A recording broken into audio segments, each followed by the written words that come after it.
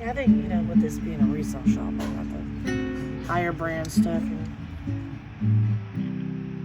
I was dreaming of the past,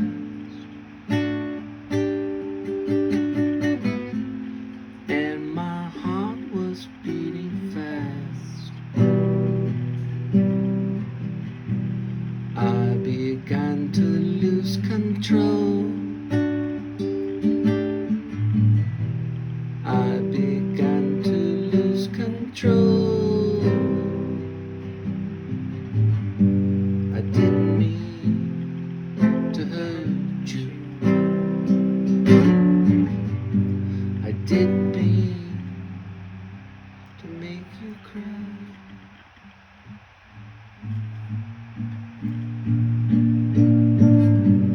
I didn't want to hurt you.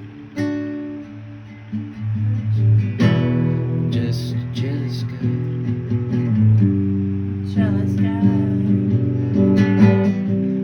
I was feeling insecure. You might not love me anymore.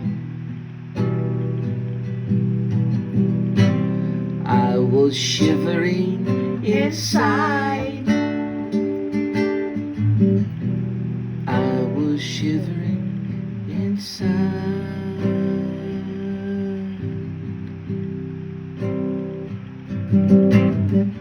Oh, I didn't mean to hurt you. I didn't mean to make you cry. Oh, me, I don't want to hurt you. Just Jessica.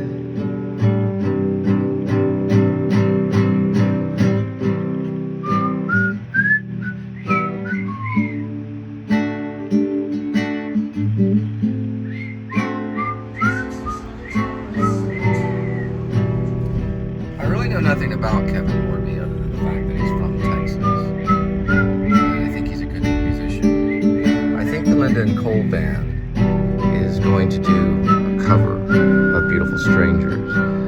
I played it a while, but we're not going to do it exactly like Kevin Morby.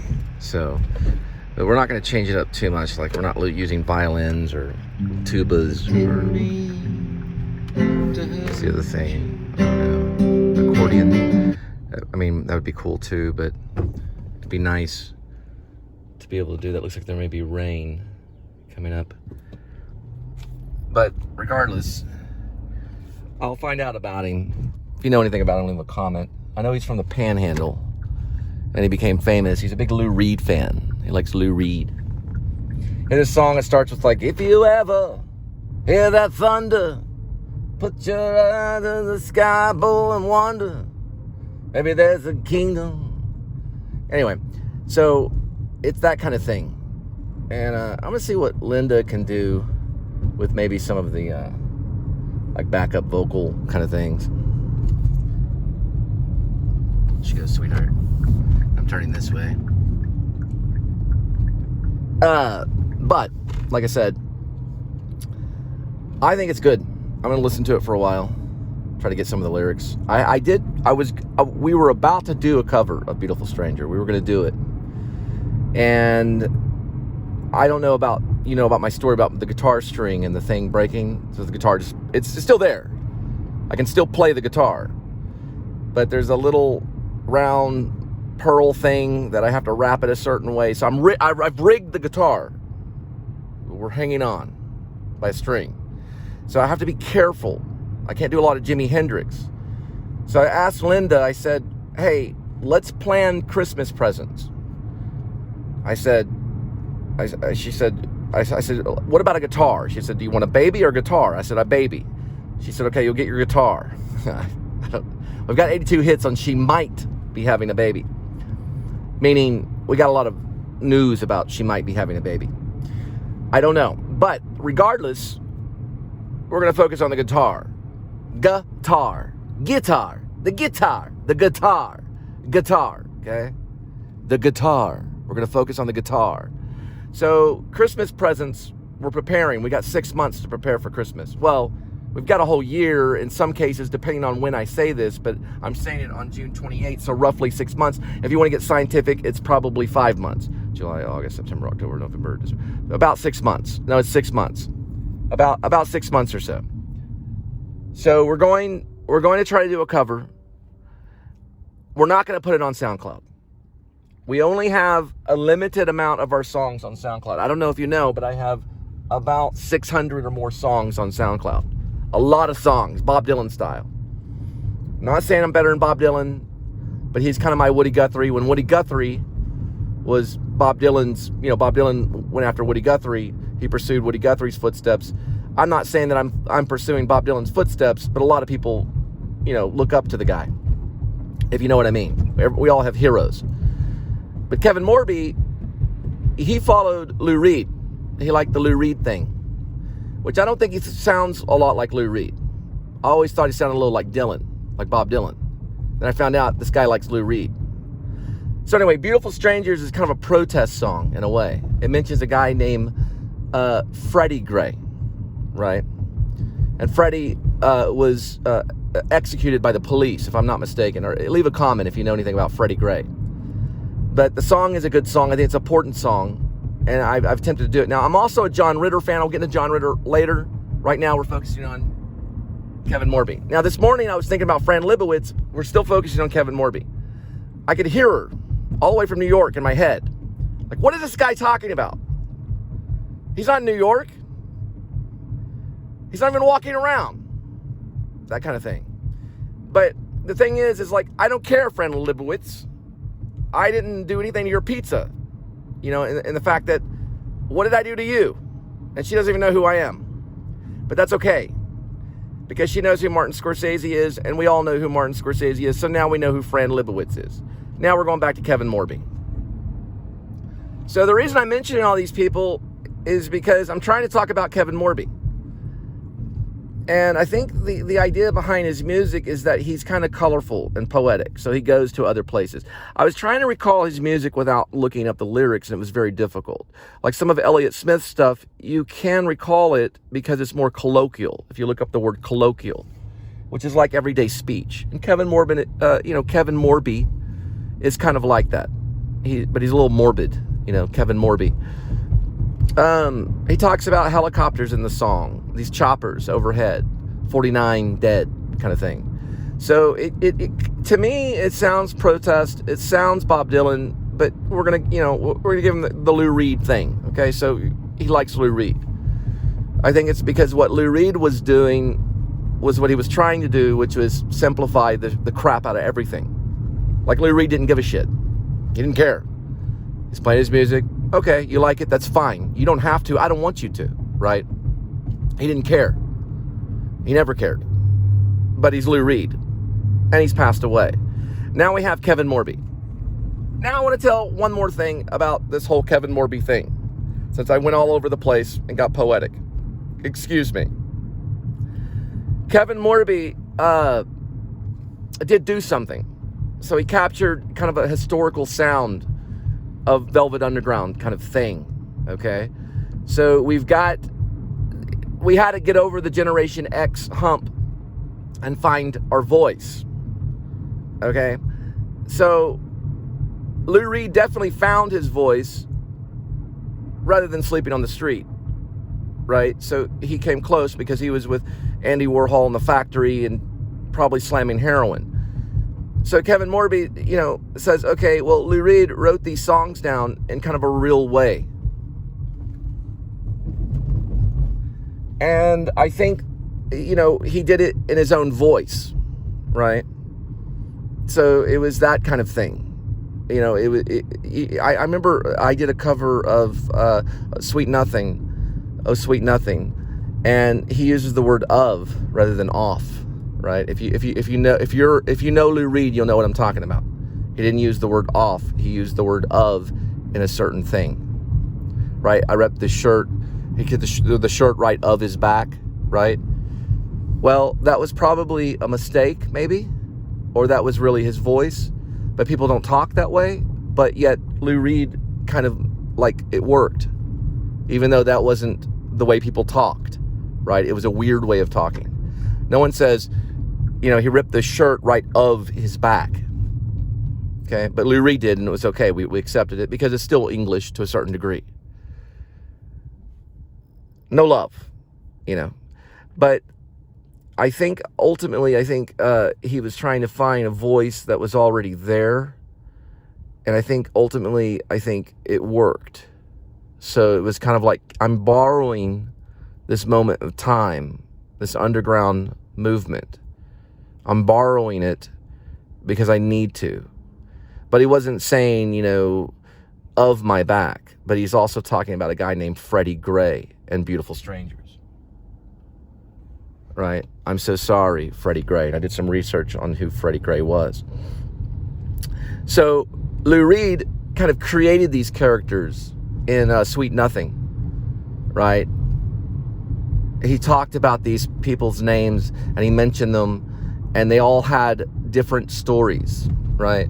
Certain people could be thrown out and they'd land on their feet like a cat, right? And then there was other people that, you know, worked the night, you know. Then he talked about Sweet Jane in a certain way. And he did these kinds of things, right? That's a generation that I can't recall because I did not live that generation. But I can recall Kevin Morby's Freddie Gray. Do you see the difference? I'm trying to talk about recall and the boomers, how they boom in our head, right? That's their generation of Lou Reed. It's not our generation. I don't know Lou Reed. I didn't meet him. I know I was going to write a play about Mark David Chapman, the guy who shot John Lennon, but Lou Reed had got on television and said, well, that would be like someone writing a play and having Mark David Chapman as the star. So I didn't do it, but then they made a movie about it, right? Chapter 27, which is my title, right? So the boomers are mean. They're evil. They want starvation. They're evil. And we've got to overcome them because they want things done a certain way, and we never found our voice in Generation X. We protested commercialism. What did they protest? Limbs being lost in Vietnam War. Well, we protested that. We protested the Afghan war. We protested the Iraq war, but they did not let us protest very well at all because they would have lost a shitload of oil. They would have lost a crap of oil. They would have lost a lot of money if we were successful like they were in protesting Vietnam. What was in Vietnam? Tin. It was tin. Like a tin roof. That was the only thing we're going to bring back. We weren't going to bring back gold from Vietnam. Not much oil either. We were going to bring back tin. Like aluminum siding tin kind of thing. They didn't want us to win. Right? They wanted the war. They wanted Desert Storm. They wanted 9/11. They brought on 9/11. The boomers, 9/11 is a reaction to the boomers. Right? They want to burn gas. They need to in order to live, right? The boomers are trying to kill Generation X because Generation X is not a big enough generation. The baby boomers outweighed them by far. So when I say die boomer, I mean die. Boomer, die. Because you're killing me. Back to Kevin Morby. Beautiful Strangers is talking about that in a way. It's talking about how he doesn't have a name. He doesn't matter. And he wants to exist, but we're sorry about what happened with Freddie Gray, in my opinion. So he found a voice, finally, and he made a point. He didn't say die boomer. I said die boomer, because you're in my way, and you're killing me. Now, Kevin Morby said, Beautiful Stranger. It's happening. 2030s is on its way. People are under bridges. It's getting rough, and it's going to get rougher. If you go back 100 years to the 1920s, it was a time we boomed, right? It was a roaring 20s. There was a boom generation kind of trying to happen in the 20s. It didn't happen until later.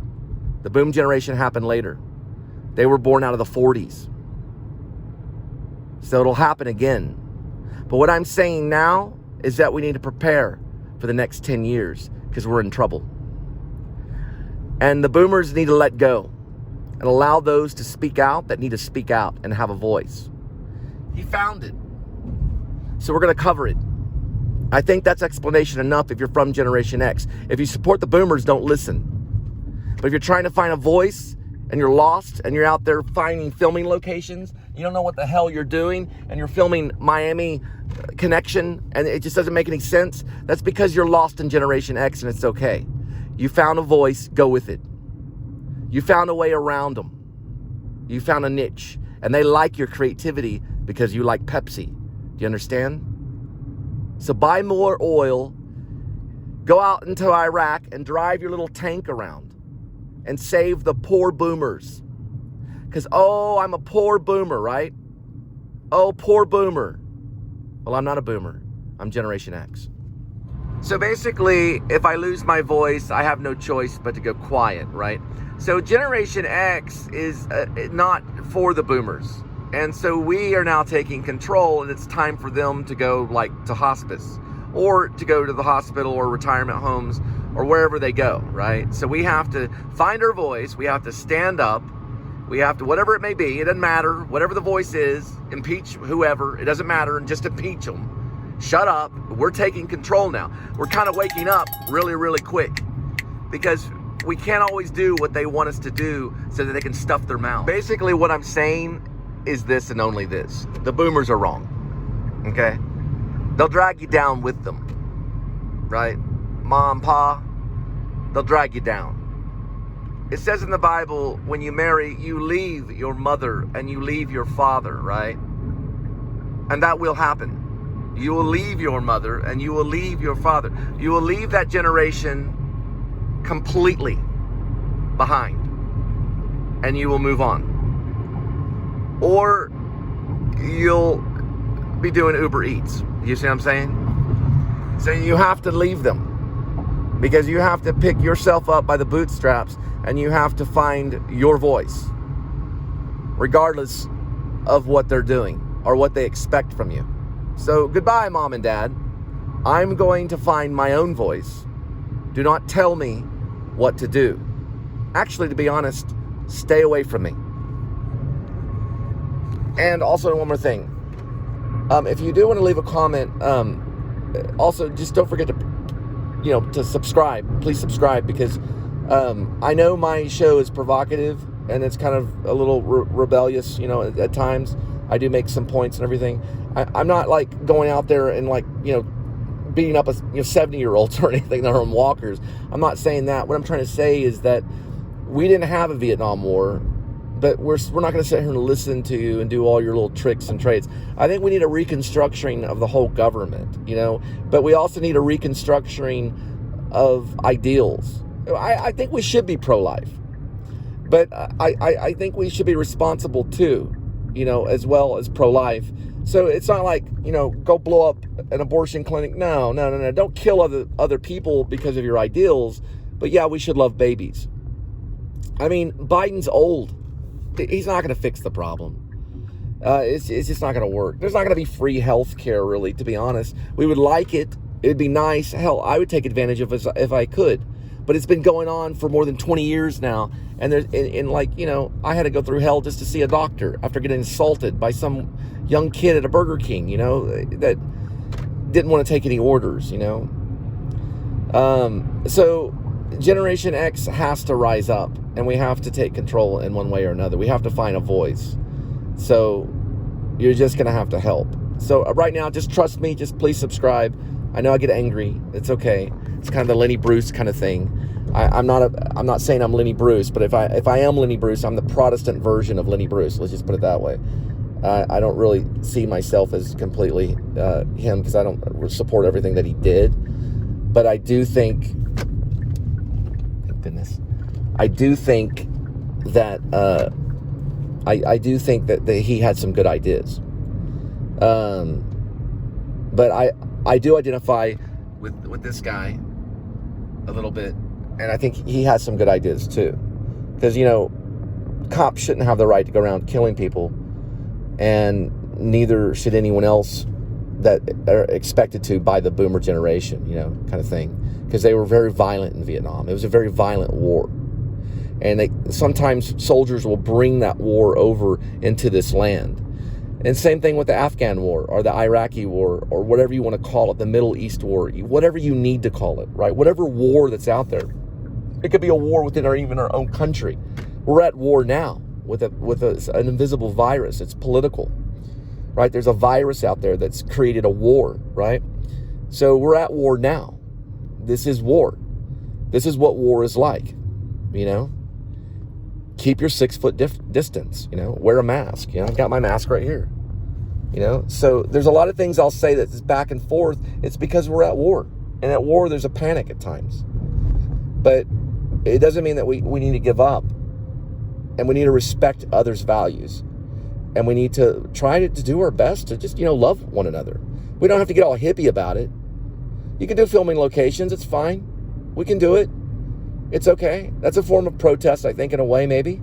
It's a form of something. I don't know what it is. Couldn't make a movie, so I'm going to film this location. You know, it's kind of a movie. I think it's Generation X. I accept it. I don't need to knock on Linkletter's door and say, hey, Richard Linkletter, can I make a movie? Is that okay with you? Because I don't have to do that. I just turn my camera on. If you don't like it, that's fine. It's your life.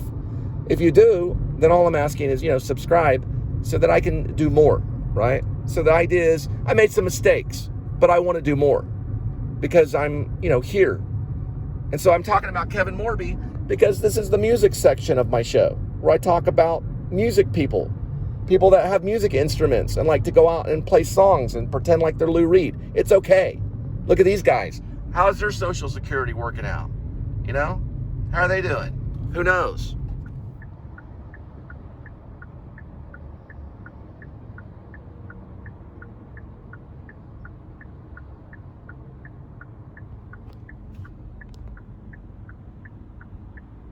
Because I can.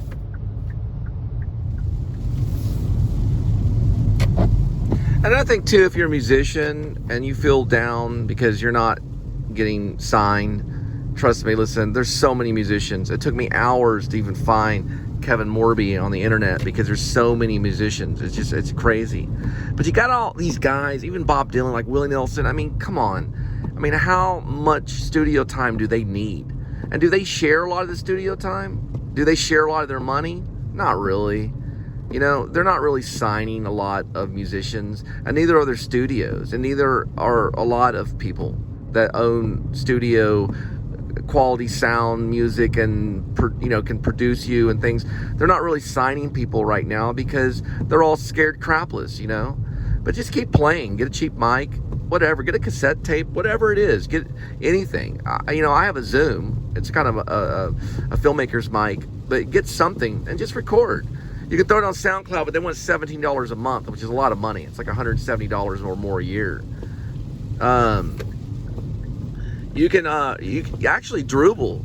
Drupal's another thing I want to talk about. You can just post your music on Drupal and go at it. They have a live radio and everything. It's free. You got to do karma though. Karma points is like you just go on the community and you like other people's pages, you like other people's music, and you say good things. And you can actually post. I've got a lot of stuff on Drupal under Jonathan Spivey. Actually, it's under a different name, but I also go by Jonathan Spivey. I just did on Drupal or whatever. Yeah, how you doing? Yeah, hello. How's it going? Guess they're not working today or something. Yeah, how you doing? Hey, how you doing? Yeah, pretty good.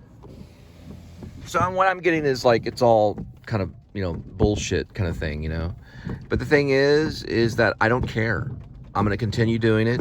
You have no power over me whatsoever. Do not speak to me and do not talk to me, boomers. Do not do that because you have no right to, okay? And do not criticize me, do not judge me, and stop talking crap about me.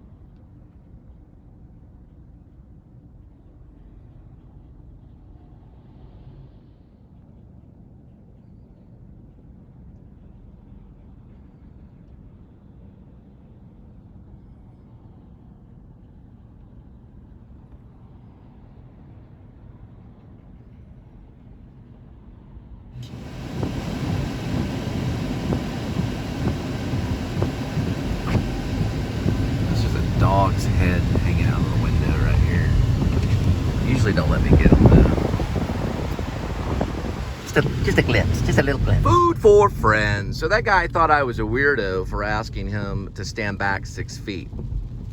So he called me a weirdo. And I responded with the appropriate answer. You called me weird. I called you a fat ass. And I would do it again for the remainder of my days. You call me weird, I'm gonna meet you right at your door. I'm gonna disarm you. I'm gonna take everything from you. I'm gonna take everything that you own. I'm gonna take your family. I'm gonna ask your wife to leave you. I'm gonna take your children. And as you walk away, I'm gonna say, you're a fat ass. Do you like that? Because I got a song on SoundCloud called Fat Ass. Because you're a fat ass. So don't call me weird. So is the Lennon Cole band the LNC band? I don't know. I don't know. You see what I'm saying about Generation X? So, I don't know. LNC band, yeah. L and C band, I don't know. I don't know. Lennon Cole band, whatever, you know. So I'm also listening to my channel that says the Linda and Cole band. Because advertisement's hard. And it can be LNC, the Linda and Cole band, or whatever you need it to be. And like, you don't have to buy it either. We don't care. We're just gonna play our fucking music. And if you're okay with it, that's fine. It doesn't bother me at all. Because we are what we do at that moment. And that's what the band is. The band is who we are at that very moment. Whatever it may be. And it'll always be that way for every single band. It's gonna be about that moment.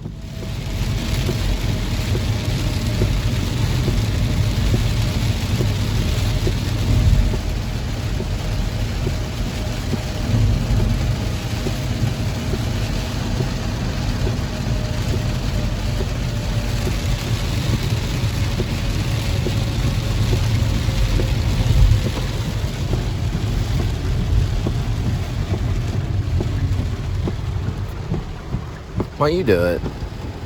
You get out in the rain and drop off food to people that are hungry. Why don't you do it? Huh? Big bad Biden. Why don't you do it, Biden? Take some time off the office. Why don't you drop off some food to people?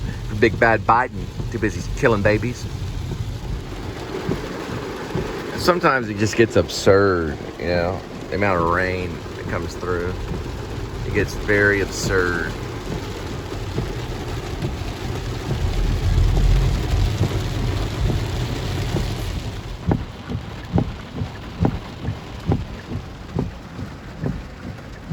It looks like we've got some rain in South Lake right now. This is actually the trophy club area for all you psychos that need everything to be right. But anyway, this is this trophy club area, and it's raining. It's pissing. It's a lot of cats and dogs coming down right now. I'm listening to Safe and Sound by the Linda and Cole band. We're the best band since Fleetwood Mac, for sure.